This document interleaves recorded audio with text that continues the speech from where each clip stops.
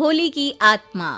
बचपन से शहर में रहने वाला मनोज इस साल होली की छुट्टियों में अपने गांव दुर्गापुर वापस आता है, जहां उसे देख पूरा गांव खुशी से झूम उठता है। जब गया था तब इतना सा था और अब देखो कितना बड़ा हो गया है। हाँ सरपंच जी, जब मैं गया था तब आप भी बहुत जवान थे और अब देखो कितने बूढ़े हो गए हैं आप। चलो चलो, बढ़िया है, बच्चा घर वापस आ गया। इसी खुशी में आज रात पार्टी होगी।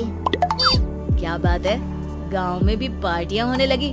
वैसे अगर पार्टी की बात है तो आज क्यों सीधा होली पार्टी करते हैं। होली पार्टी की बात से चहल पहल में अचानक सन्नाटा छा जाता है, जिसे देख मनोज को कुछ अजीब लगता है, लेकिन तभी सरपंच बात पलट देता है।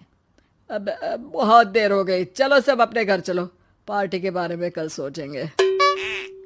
मनोज भी मम्मी पापा के साथ घर आ जाता है, पर होली पार्टी और उस पर पूरे गांव की खामोशी वाली बात अभी तक उसके जहन से निकलती नहीं। पापा, होली पार्टी की बात पर सब चुप क्यों हो गए थे? अरे होगी उनकी कोई अपनी बात, मुझे गांव की पंचायत ही थोड़ी पता है। थक गया हूँ, चलो सो जाते हैं, कल बात करते हैं। पापा की बात मानते हुए मनोज भी सोने चला जाता है। आज तो छुपा लिया, लेकिन हफ्ते बाद जब होली का दिन आएगा तब इसे कैसे रोकोगे? अगली सुबह सूरज के साथ ही मनोज भी गांव घूमने निकल जाता है, जिस पर रास्ते में उसे अपनी ही उम्र के कुछ लड़के भी मिलते हैं, जिनसे दोस्ती कर अब वो उनके साथ घूमने लगता है। इसी तरह कुछ दिन बीत जाते हैं और होली नजदीक आने लगती है। दोस्तों, होली में 4 दिन ही बचे हैं, पर गांव में उसकी कोई तैयारियां क्यों नहीं दिख रही? क्योंकि यहाँ होली नहीं मनाई जाती। अरे पर ऐसा क्यों? वो राजा भूषण। अरे तुम 4 दिन के लिए आए हो, क्या इतना सोच रहे हो? चलो कुछ खाने चलते हैं। इसी के साथ एक बार फिर होली की बात को टलते हुए देख मनोज को शक होने लगता है। वो घर पहुंचते ही इंटरनेट पर अपने गांव और राजा भूषण के बारे में जानकारी निकालने लगता है। क्या? मुझे आज तक ये नहीं पता था। ऐसा कैसे? किसी ने मुझे कुछ बताया क्यों नहीं? सारी जानकारी लेने के बाद मनोज गांव वालों या अपने मम्मी पापा से कुछ पूछे बिना खुद ही उसकी सच्चाई के बारे में छानबीन करने लगता है, जिसके चलते वो राजा भूषण की हवेली में पहुंचता है। वाओ, क्या हवेली है यार। पर क्या यहाँ सच में कोई भूत है? हेलो भूत जी, कोई है क्या? हम इस साल गांव में होली सेलिब्रेट कर रहे हैं, क्या आप उस पर थोड़ा इंटरव्यू देंगे? मनोज के ऐसा बोलते ही गांव में तूफान उठ जाता है और हवेली में रखी सारी चीजें हिलने लगती है। एक अदृश्य शक्ति मनोज को धक्का देकर हवेली से बाहर निकाल दरवाजा बंद कर लेती है। ये सब देख मनोज हैरान रह जाता है। क्या अभी मुझे हवा ने धक्का देकर बाहर निकाल दिया? मेरे होते हुए इस गांव में कभी होली नहीं मन सकती, इसलिए दोबारा ऐसी कोशिश भी मत करना, अंजाम बुरा होगा। आवाज सुन मनोज हैरानी से इधर उधर देखने लगता है, पर उसे कोई दिखाई नहीं देता। वो गांव वापस आ जाता है, जहां तूफान की वजह से सब कुछ तहस महस हो चुका होता है। आखिर ये तूफान आया कैसे? ना ऐसा कोई मौसम था और ना ही हमने होली का त्योहार मनाने की बात की थी। सरपंच की बात पर कोई रिएक्शन दिए बिना मनोज चुपचाप अपने घर चला जाता है। इस तरह देखते ही देखते होली का दिन भी आ जाता है और मनोज रंग लेकर गांव में निकल जाता है, लेकिन गांव पूरी तरह खाली होता है। अरे त्योहार का दिन है, धूमधाम की जगह मातम क्यों मनाया हुआ है?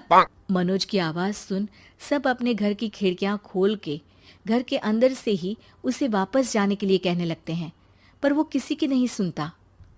तुझे पहले भी समझाया था, अगर होली खेलने की कोशिश भी की तो अच्छा नहीं होगा। अरे बात मान लो बेटा, तुम्हें सच नहीं पता। मुझे सब पता है। सालों पहले इस राजा ने एक अंधविश्वास फैलाया और आप लोग आज तक उसे मानते आ रहे हो। अरे बेटा, जब तुम पैदा भी नहीं हुए थे उससे भी बहुत पहले से इस गांव पर होली का श्राप है। अगर गांव में होली का त्योहार मनाया जाता है तो प्रलय आना पक्की बात होती है। राजा भूषण इस सब में नहीं मानते थे और त्योहार मनाने लगे, जिसके चलते होली वाले ही दिन पहले उनके बेटे की और फिर उनकी मृत्यु हो गई। तभी से गांव की रक्षा के लिए उनकी आत्मा उस हवेली में रह रही है। सबकी बातें सुन मनोज उलझन में पड़ जाता है। सोचना भी मत मनोज, अगर तुमने इस परंपरा को तोड़ने की कोशिश भी की तो उसका परिणाम इस गांव और गांव के लोगों के लिए अच्छा नहीं होगा। मुझे भी यकीन नहीं हो रहा कि आप लोग एक बेतुकी बात को मानकर सालों से रंगों के त्योहार को मातम की तरह मनाते आ रहे हो। मनोज किसी की कोई बात ना मानते हुए पूरे गांव में रंग बिखेर देता है, जिसके तुरंत बाद वहां तूफान के साथ बिजलियां गरजने लगती है। अचानक मौसम में ऐसा बदलाव देख जहां मनोज कंफ्यूजन में आ जाता है, वहीं गांव वाले डर से सहम जाते हैं।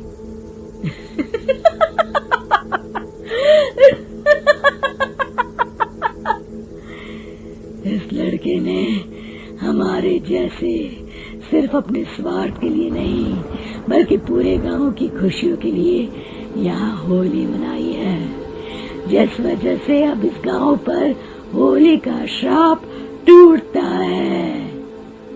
ऐसा बोलकर राजा का भूत वहां से गायब हो जाता है, जिसके बाद गांव के लोग धूमधाम से होली मनाते हैं।